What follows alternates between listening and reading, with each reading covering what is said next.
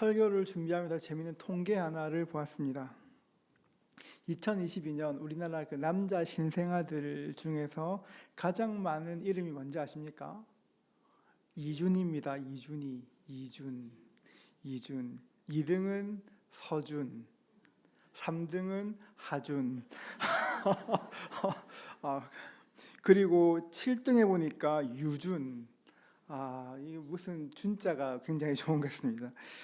여자아이들 이름 중에 1등은 뭘까요? 1등은 서아입니다. 서아. 우리 교회에 지금 이준이, 서준이, 하준이 다 있거든요. 근데 서아는 아직 없습니다. 1등은 서아, 2등은 이서, 3등은 지안이었습니다. 지안이 있죠. 네. 이름이 옛날에 비해 굉장히 달라진 느낌입니다. 제가 성민 아닙니까? 제가 6학년 때 저희 반에 성민이가 6명 있었는데요. 왜 그랬는지 모르겠지만 그때 그랬었습니다. 예전에 이렇게 이름들이 굉장히 이렇게 우리가 많이 알던 클래식한 이름들, 철수와 영희는 없어지고 이준이, 서준이, 하준이, 서아, 이서, 지안이가 이렇게 이름이 되었습니다. 미국은 어떨까요? 미국 통계를 보니까 재밌는 이름이 있는데 2015년까지 엄청나게 각광받다가 갑자기 사라진 이름이 있습니다. 그 여자의 이름인데요. 2014년, 15년 그 이름 1등이 뭐냐면 아이시스였습니다. 아이시스, 여자의 이름이 아이시스. 근데 이게 왜 없어졌냐 그렇게 하면 아이시스가 영어 스페링으로 하면 ISIS거든요. 아시죠? 그 무장 테러 단체 IS랑 같아가지고 그 이름이 없어졌다고 합니다. 미국 남자아이들 중에 1등은 뭘까요? 2017년부터 2019년까지 별 통계가 다 있죠. 2019년까지 2021년도에 또 1등이었는데요. 남자아이들 1등은 뭘까요? 여러분 이게 공부 잘하는 사람 특징인데요. 저자 의도로 아는 겁니다. 오늘 누구 얘기입니까? 1등이 누굴까요? 노아입니다. 노아. 어떤 정서로 노아라는 이름을 좋아하는지는 잘 모르겠습니다만 그래도 노아에 대한 좋은 이미지가 있으니까 노아라는 이름 쓰지 않나 생각해 보았습니다. 오늘 말씀은 노아에 대한 이야기입니다. 지난주에는 에녹, 하나님과 동행하는 에녹에 대해서 살펴보았습니다. 여러분 동행이 무엇입니까? 하나님과 함께 걷는 것입니다. 함께 걷는다는 것은 하나님께서 앞서가고 나는 뒤따라가는 것이 아니라 함께 나란히 그 길을 걸어가는 것입니다. 아모스 선지자는 동행에 대해서 좀 더 구체적으로 이야기합니다. 우리 아모스 3장 3절인데요. 같이 읽어볼까요? 두 사람이 뜻이 같지 않은데 어찌 동행하겠으며. 이런 동행이 무엇입니까? 뜻이 하나 되는 것입니다. 우리가 기억해야 될 것이 동행의 구체적인 행동은 뜻이 하나 되는 것입니다. 그런데 뜻이 하나 되는 것이 쉬운 일이 아닙니다. 제법 시간이 필요한 일입니다. 서로의 삶을 보여주어야 하고 또 서로의 삶을 알아야 하고 때로는 서로의 삶을 양보해야 될 때도 있습니다. 하나님과 동행하는 것도 마찬가지입니다. 하나님을 보고 하나님을 알고 우리의 삶을 드리며 하나님과 맞춰 나가는 것이 하나님과 동행하는 것입니다. 그래서 지난주에 말씀을 드렸는데 동행한다는 것과 같은 말이 있었는데요. 기억하십니까? 네, 순종한다. 여러분 훌륭하십니다. 지난주 설교 제목은 아세요, 여러분? 아멘. 자, 네, 하나님과 동행한다, 하나님과 순종한다 그런 뜻 같은 말입니다. 그래서 하나님과 동행한다는 것은 찬송가의 가사처럼 나의 품은 뜻이 주의 뜻과 같이 되어가는 것이 동행하는 것입니다. 하나님과 동행하는 것은 굉장히 중요한 일입니다. 왜냐하면 하나님과 동행하는 사람이 시대를 분별할 수 있고 오는 시대를 대비할 수 있기 때문에 그렇습니다. 에녹은 하나님께서 세상을 심판하시는 것을 보았습니다. 그리고 아들의 이름에 그 마음을 담아 아들의 이름 무드셀라를 부를 때마다 심판이 있다는 것을 늘 기억하며 기도하였습니다. 이것이 에녹의 동행의 원동력이었습니다. 노아도 마찬가지였습니다. 우리가 잘 아는 것처럼 노아는 심판을 대비하며 살았던 인생이었습니다. 방주를 만들며 심판을 대비하며 살았습니다. 조금 다른 관점에서 보면 에녹은 하나님의 심판을 바라보며 살았고 노아는 마지막 날 그 심판과 직면해야 했습니다. 하나님과 동행한다는 것은 우리가 생각하는 것처럼 늘 좋은 일만 있는 것도 아니고 꽃길만 걷는 것도 아닙니다. 요즘 엘리야의 삶을 보면서 알 수 있는 것처럼 하나님과 동행하지만 시냇물이 말라붙는 고통을 견뎌야 될 때가 있고, 때론 하나님과 동행하지만 내가 정말 원하지 않는 환경, 예를 들면 엘리야처럼 과부의 집에 가서 살아야 되는 그런 일이 있을 수도 있습니다. 하나님과 동행했던 노아는 어떤 삶을 살아야 했습니까? 산 꼭대기에 방주를 지으며 살아야 했습니다. 15절을 보면 이렇습니다. 내가 만들 방주는 이러하니 그 길이는 300규빗, 너비는 50규빗, 높이는 30규빗이라.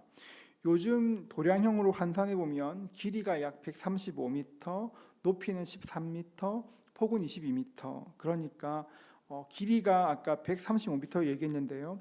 축구장이 105m니까 어떤 크기인지 짐작이 되실 것입니다. 노아는 꽤 오랜 시간 동안 방주를 만들었습니다. 그것도 산 위에 방주를 만들었습니다. 사람들의 상식과 완전히 반대되는 행동이었습니다. 노아도 방주를 만들면서 하나님의 마음이 뭘까? 하나님의 뜻이 뭘까? 내가 왜 만들어야 될까? 굉장히 궁금했을 것입니다. 그런데 성경을 쭉 읽어보면 사실은 방주를 만드는 것 자체가, 방주를 만드는 행동 자체가 그 시대를 향한 하나님의 메시지였다는 것을 알 수 있습니다. 성경은 노아를 소개할 때 이렇게 말합니다. 의인이고 당대의 완전한 자라고 소개합니다. 우리 9절 같이 한번 읽어볼까요? 함께 읽습니다. 이것이 노아의 조건이라. 노아는 의인이요 당대의 완전한 자라. 그는 하나님과 동행하였으며. 이런 말씀 읽으면 말씀을 읽기 전에도 먼저 거리감이 생깁니다. 의로운 사람이고 당대 완전한 자다. 우리와 전혀 다른 사람 같습니다. 그런데 히브리어로 성경을 보면 조금 다른 뉘앙스를 느낄 수 있습니다. 성경은 노아를 의인이라고 이야기합니다. 의인이다. 여러분은 의인이라고 하면 어떤 것이 떠오르십니까? 굉장히 도덕적이고 굉장히 경건하고 굉장히 고결한 그런 사람처럼 느껴지지 않습니까? 그런데 본문에 사용된 의인, 그 의롭다는 것은 우리가 생각하는 그런 이미지가 아닙니다. 히브리어로 의를 보면 이런 뜻이 있습니다. 있어야 할 자리에 있는 것이 의로움입니다. 한 번 더 말씀해 드리면 있어야 할 바로 그 자리에 존재하는 것 자체가 의라고 의롭다고 성경은 이야기합니다. 예를 들면 그렇습니다. 우리 입에다 침이 있습니다. 여러분, 침이라는 거 굉장히 중요하지 않습니까? 침이 있어야 음식을 삼킬 수 있고 넘길 수 있고 소화할 수 있습니다. 예전에 이렇게 침샘에 이상이 있어서 분비가 잘 안 되는 분을 신방한 적이 있었습니다. 식사 때마다 어떤 한약 같은 거 드시면서 식사하시는데 굉장히 괴롭다 말씀하셨던 기억이 있습니다. 그럼 침이라는 것이 굉장히 중요한 것입니다. 여러분, 누구든지 입 안에 침이 있으면 당연하게 생각합니다. 그런데 입이 침이 입 안에 있으면 괜찮은 것이지만 침이 입 밖으로 퇴하면 더러운 것이 됩니다. 길거리에 누군가가 침을 뱉으면 그렇게 보기 싫고 지저분하지 않습니까? 있어야 할 것이 자리에 있는 것, 그것이 의롭다 하는 것입니다. 노아가 의롭다, 이 말이 뭐냐면 노아가 있어야 할 그 자리에 있었다는 바로 그 말씀인 것입니다. 그렇다면 노아가 있어야 할 바로 그 자리는 어떤 자리였을까요? 6장 1절과 2절은 이렇게 말합니다. 우리 같이 한번 읽어볼까요? 함께 읽습니다. 사람이 땅 위에 번성하기 시작할 때 그들에게서 딸들이 나니 하나님의 아들들이 사람의 딸들의 아름다움을 보고 자기들이 좋아하는 모든 여자를 아내로 삼는지라. 1절과 2절을 보면 하나님의 아들들이 사람의 딸과 결혼했다는 그런 이야기가 나옵니다. 다음 주에도 한 번 더 이 말씀을 다루게 될 텐데요. 성경을 보면 아담과 하와가 낳은 자녀가 딱 3명 등장합니다. 누굴까요? 첫 번째는 에녹은 아니에요, 여러분.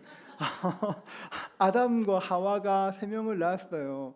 첫 번째는 가인이고, 여러분 놀래키지 마시고 가인이 있고 아벨이 있고 아벨 대신에 셋이 있고, 몇 명입니까? 셋. 근데 여러분, 아담이 몇 살까지 살았을까요? 930세를 살았습니다. 930년 살았는데 아들이 셋밖에 없겠습니까? 그렇진 않을 것입니다. 훨씬 더 많았을 것입니다. 그런데 많은 아들들 중에서 둘을 가인과 아벨을 기록한 것은 아들이 둘밖에 없다는 것이 아니라 이 둘이 인류를 대표하는 대표 선수라는 것입니다. 가인과 아벨은 사람의 길을 보여주는 대표 선수입니다. 이게 어떤 의미냐고 하면 창세기 3장 15절 읽으면 알 수 있습니다. 창세기 3장 15절인데요. 내가 너로 여자와 원수가 되게 하고 내 후손도 여자의 후손과 원수가 되게 하리니 여자의 후손이 내 머리를 상하게 할 것이요 너는 그의 발꿈치를 상하게 할 것이니라 하시고, 아담과 하와가 에덴 동산에서 죄를 범하였습니다. 선악과를 따먹었습니다. 이때 하나님께서는 아담과 하와를 벌하시기만 한 것이 아니라 회복의 소망을 주셨습니다. 장차 여자의 후손이 올 것인데 그 여자의 후손이 뱀의 머리를 밟을 것이라 말씀하셨습니다. 그 머리는 권세를 상징하는 것인데 여자의 후손이 오면, 다른 말로 하면 메시아가 이 땅에 오면 사탄의 권세를 밟고 다시금 회복시키신다는 그런 약속을 말하는 것입니다. 그래서 창세기 3장 15절을 원시복음이라고 이야기합니다. 이 말씀은 성경을 이끌어가는 굉장히 중요한 말씀입니다. 여자의 후손은 굉장히 중요한 이야기입니다. 창세기 3장 15절에서 여자의 후손이 내 머리를 상하게 한다 하셨는데, 여러분 그 여자라는 것이 여러분 그냥 이렇게 마리아를 말하는 것이 아닙니다. 여자의 후손은 창세기 5장에 나오는 사람들입니다. 예를 들면 아담이나 셋이나 에노스나 게난이나 말랄렛, 야렛, 에녹, 무드셀라, 노아 같은 사람들, 예수님이 오시기까지 예수님의 통로로 사용된 그런 사람들, 믿음의 조상의 사명을 감당했던 사람들이 그런 사람들입니다. 그런 사람들이 여자의 후손이고 하나님의 아들들이 되는 것입니다. 그러면 사람의 딸은 누구를 이야기할까요? 가인 계열의 사람들을 이야기하는 것입니다. 창세기 4장에 나오는 사람들, 예를 들면 아다나 실라 같은 그런 사람들을 이야기합니다. 창세기 4장 19절에 이렇게 이야기합니다. 같이 한번 읽어볼까요? 읽습니다. 라멕이 두 아내를 맞이하였으니 하나의 이름은 아다요 하나의 이름은 실라였더라. 라멕이 이렇게 그 가인의 7세손 라멕이 아내를 맞이하였는데 그 아내 이름이 아다와 실라였습니다. 아다란 뜻은 장식하다입니다. 아마 몸에 장신구를 굉장히 많이 붙였던 것 같습니다. 한껏 멋을 부린 그런 사람이었습니다. 사람들이 보기에 워낙 잘 꾸몄으니까 아다라고 이렇게 꾸몄다고 장식했다고 말했을 것입니다. 실라의 뜻이 약간 독특한데요. 실라는 찰랑거리다는 뜻입니다. 찰랑거리다. 뭐가 찰랑거리냐면 긴 머리가 찰랑거린다는 것입니다. 여러분, 긴 머리가 찰랑거리는 것이 쉽지 않습니다. 그렇지 않습니까? 그냥 머리만 길다고 찰랑거려지는 것이 아니라 스트레이트도 해야 되고 매직도 해야 찰랑거려지는 것입니다. 여러분, 손질 안 하고 긴 머리 그대로 두면 못 봅니다, 여러분. 고대 시대에 머리가 찰랑찰랑 하려고 했으면 굉장히 많이 손질했을 것입니다. 그 사람만 하는 것이 아니라 꽤 많은 사람이 도와했을 것입니다. 그러니까 머리가 찰랑거리다, 굉장히 매력있다, 그런 이야기입니다. 하나님의 아들들이 보기에 사람의 딸들이 굉장히 매력적이었습니다. 하나님의 아들들, 그러니까 그 아벨의 계열 사람들은 하나님을 예배하며 예수님을 오시는 길을 예배하며 살아야 했는데, 사람의 딸들을 보고 한껏 멋을 부리고 육체적인 만족을 위해 사는 사람들을 보니까 너무 좋아 보였습니다. 그러니까 어느 순간부터 자기의 사명을 잊어버리고 사람의 딸들과 결혼하기 시작했습니다. 그 결과 어떤 일이 일어나냐면 창세기 6장 3절의 일이 일어납니다. 같이 읽겠습니다. 여호와께서 이르시되 나의 영이 영원히 사람과 함께 하지 아니하리니 이는 그들이 육신이 됨이라. 그러나 그들의 날은 120년이 되리라 하시니라. 하나님께서 흙으로 사람을 지으시고 그 코에 생기를 불어넣으셨습니다. 그래서 사람은 생령이 되었습니다. 그런데 나의 영이 영원히 사람과 함께하지 않는다 하셨습니다. 나의 영이 영원히 함께하지 않는다, 그 말은 성령님께서 떠나신다는 이야기입니다. 성령님께서 떠나신 결과가 뭐냐면 그들이 육신이 된 것입니다. 여러분, 이 말씀 오해하면 안 되는 것이, 육신이 되었다는 말이 옛날에는 신적인 몸이었는데 육신이 되었다, 그런 말이 절대 아닙니다.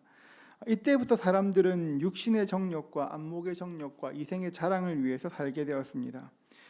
앞서 말씀드렸던 것처럼 하나님의 자녀들의 삶은 하나님을 예배하고 하나님과 동행하는 삶을 살아야 했습니다. 그것이 사명이었습니다. 그런데 자기들이 보기에 좋은 것을 따라 육신의 매력을 따라 사람의 딸들과 결혼하면서 영적인 것들은 다 사라지고 육체적인 것만 남게 되었습니다.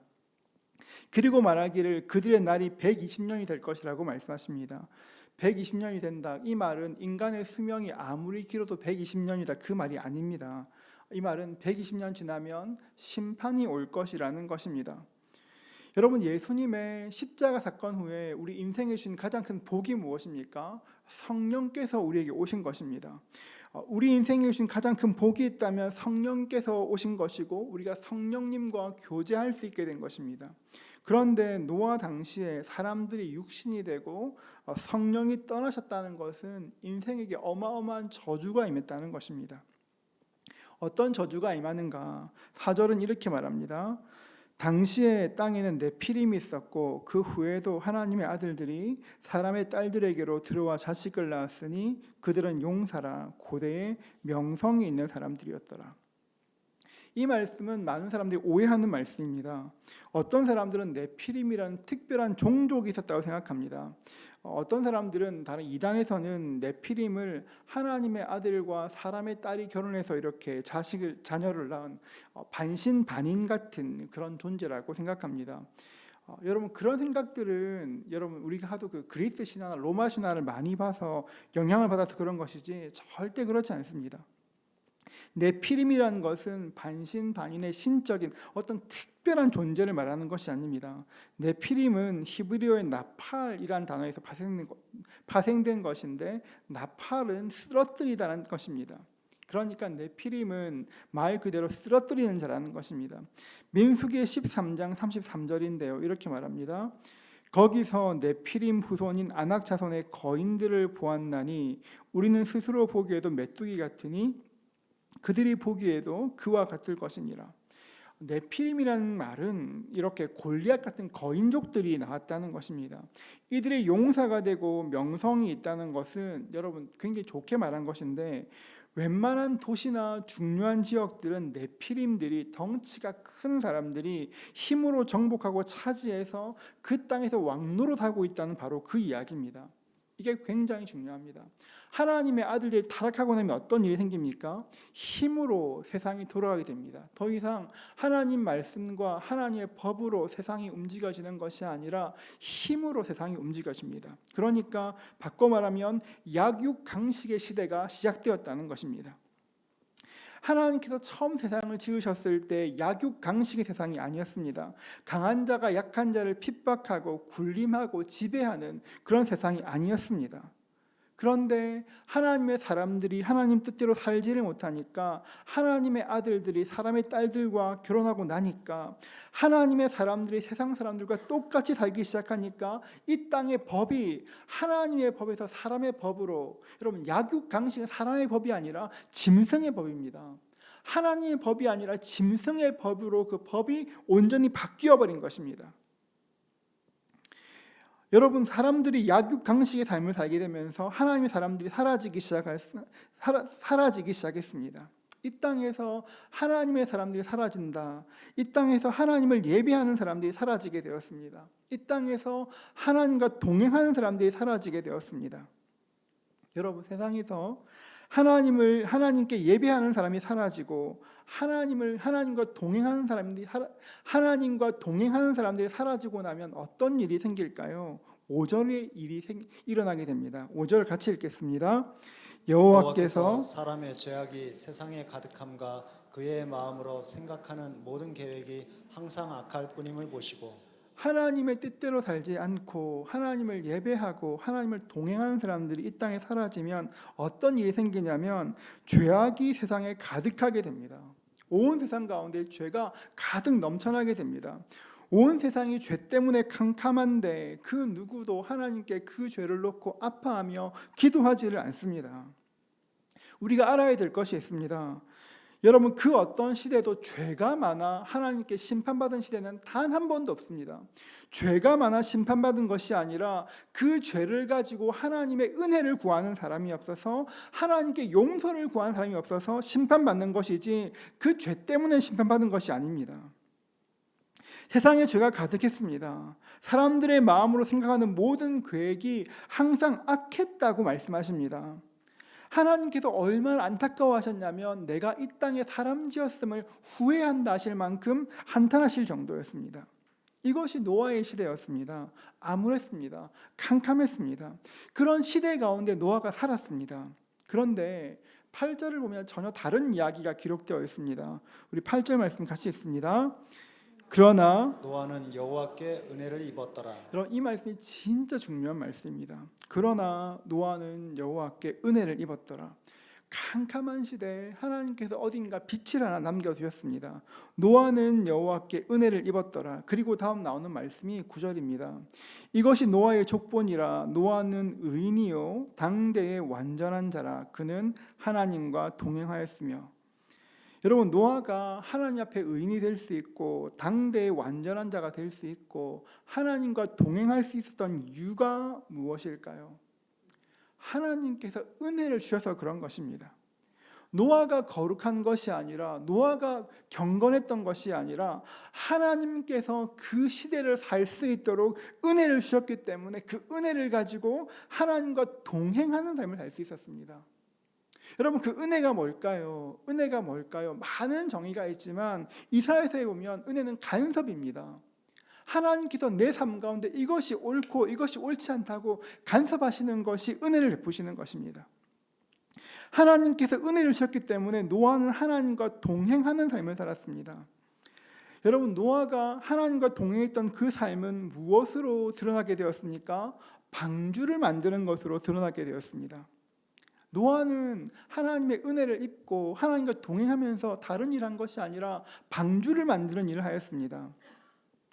앞서서 의란 것이 있어야 할 자리에 있는 것이 의라고 말씀드렸습니다. 쉽게 말하면 내가 있어야 할 곳, 내가 있어야 할 곳, 내가 있어야 될 자리, 그 자리를 지키는 것이 의롭다는 것입니다. 노아가 지켜야 될 자리가 어디였습니까? 산 위였습니다. 노아는 산 위에서 방주를 지었습니다. 오랜 세월 묵묵히 산 위에서 방주를 만들었습니다. 여러분, 한번 상상해 보십시오. 하늘은 맑고 파란데 비 한 방울 내리지 않는데 어느 숲속에서 누군가가 나무 한 소리가 들립니다. 그리고 나이 많은 남자가 아들들과 그 나무를 산 꼭대기로 옮깁니다. 그리고 배를 만듭니다. 그 배가 하루 이틀 만에 완성되는 그런 배가 아니라 큰 배, 축구장만한 큰 배였습니다. 여러분, 지금 같으면 이렇게 신비한 TV 서프라이즈, 이것이 알고 싶다, 아니고 너무 좋아하는데 그게 아니라 아무튼 그런 데 나올 만한 그런 일이었습니다. 산에서 나무를 베고 나무를 옮기고 망치질할 때 사람들이 얼마나 비웃었을까요? 얼마나 비웃었을까요? 여러분, 그 비웃음은 처음보다 끝이 훨씬 심했을 것입니다. 방주가 점점 완성되어 갈 때쯤 사람들이 보기에도 배처럼 만들어 갈 그때쯤 사람들이 더 많이 비웃었을 것입니다. 저 사람 왜 저럴까? 저 사람 미쳤나 봐. 왜 저렇게 살지? 얘기했을 것입니다. 다들 방주를 보며 한마디씩 거들었을 것입니다. 아무에게도 지지받지 못했습니다. 그런데 노아가 방주를 만들 때 성경을 보면 단 한 번도 하나님께서 특별히 나타나신 적이 없습니다. 하나님께서 방주를 지을 때 노아 너 진짜 수고하고 있다, 너 진짜 애쓰지, 괜찮다 말씀하신 적이 없습니다. 한 번도 나타나지 않았습니다. 노아는 그저 묵묵히 방주를 만들었습니다. 하나님께서 특별한 음성으로 계시하시거나 신비한 일을 보여주지 않아도 노아는 묵묵히 어제 했던 것처럼 오늘도 방주를 만들었고 노아는 그 자리를 지켰습니다. 노아의 삶이 오늘 우리의 삶과 정말 비슷합니다. 하나님과 동행하고 싶습니다. 하나님께 가까이 나가고 싶습니다. 하나님께서 내가 좀 열심을 내면 하나님도 나에게 좀 은혜를 더 주시면 좋겠습니다. 어떤 특별한 은혜도 주시고 신비한 기적도 좀 보여주시고 내가 여기 있다고 알려주시면 좋겠습니다. 그런데 여러분, 좀처럼 하나님께서 나와 함께 하시는 것이 느껴지지 않습니다. 내가 믿음 따라 살려니까 사람들이 바보처럼 보고 내 삶이 참 어려운데도 하나님께서 내 삶에 특별한 은혜를 주신 것이 느껴지지 않습니다. 하나님께서 교사로 섬길 마음을 주셨습니다. 열심히 섬깁니다. 여러분, 요즘에 교회 학교 교사로 섬긴다는 것이 보통 일이 아닙니다. 굉장히 힘든 일입니다. 나는 열심히 섬기는데 아이들이 어떤 생각처럼 변화되질 않습니다. 갑자기 막 믿음이 좋아지고 선생님 예배가 제일 좋아요, 이런 아이들 없습니다. 여러분, 순장은 어떻습니까? 여기 순장님들 많이 계신데요. 여러분, 순장님들은 토요일 날, 이번 주부터 또 토요일 부흥할 겁니다. 여러분, 토요일마다 저희 순장님들은 같이 새벽 기도를 하고 8시까지 순장반을 합니다. 피곤한 일입니다. 가끔씩은 목양하는 것이 지칠 때가 있습니다. 순원들의 삶에 터치하는 것 참 힘듭니다. 좀 어떻게 해보고 싶은데, 좀 변화되면 좋겠는데 마음처럼 안 돼서 진짜 어려울 때가 있습니다. 그리고 또 가끔은 순장으로 섬기지만 또 상처받을 그런 순간도 있습니다. 배우자를 위해서 간절히 기도합니다. 함께 믿음 안에서 신앙생활을 할 수 있기를, 하나님께서 직장에 복 주시기를 간절히 기도합니다.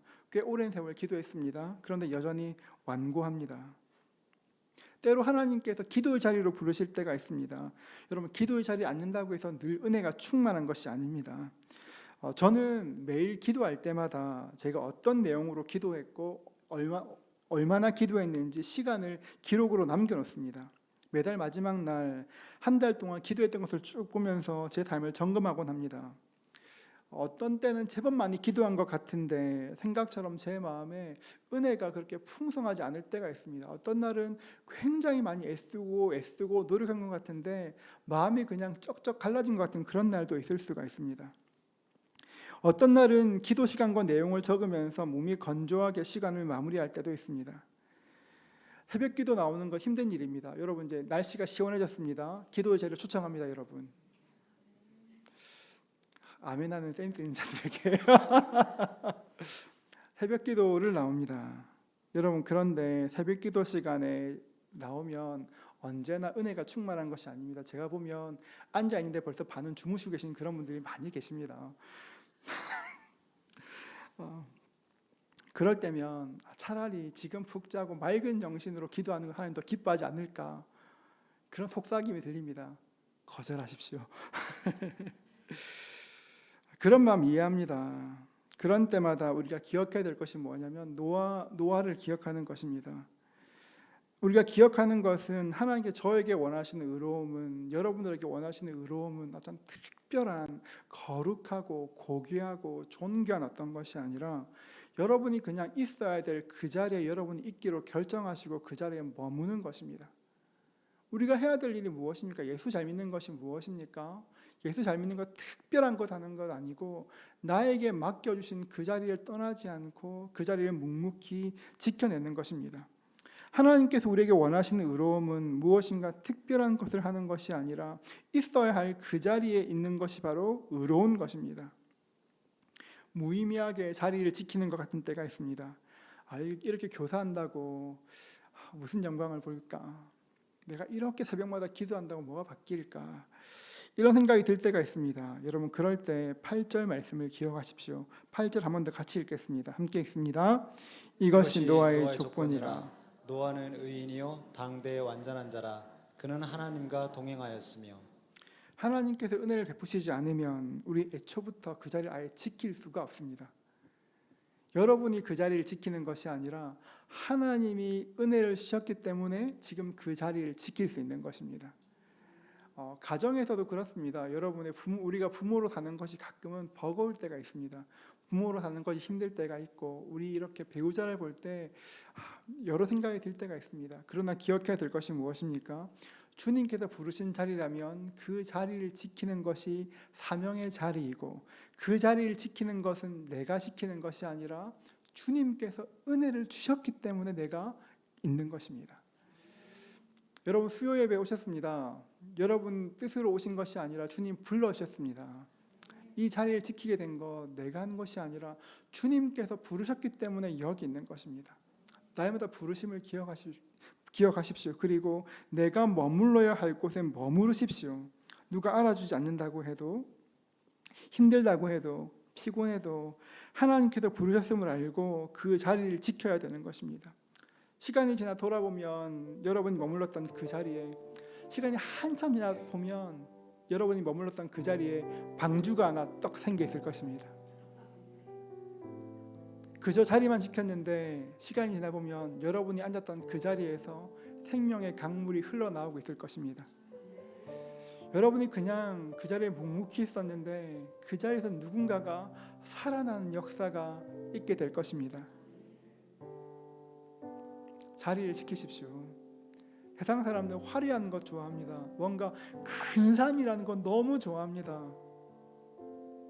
그런데 여러분, 그것이 세상을 바꾸는 것이 아니라 내가 있는 그 자리를 지키다 보면 하나님과 동행하게 될 것이고 그 동행 가운데 하나님의 역사가 드러나게 되는 것입니다. 우리 모두에게 그 은혜 누리실 수 있기를 주의 이름으로 축복합니다. 많이 격려하고 싶습니다. 자리를 잘 지키십시오. 이런 설교를 원래 12월 달에 해야 되는데 여러분 12월 달에 교사들 많을 때 해야 되는데 그런데 지금 꼭 이 얘기, 하나님과 동행하는 얘기를 많이 하고 싶었습니다. 여러분에게 동행의 은혜가 있으시기를 주님의 이름으로 축복합니다.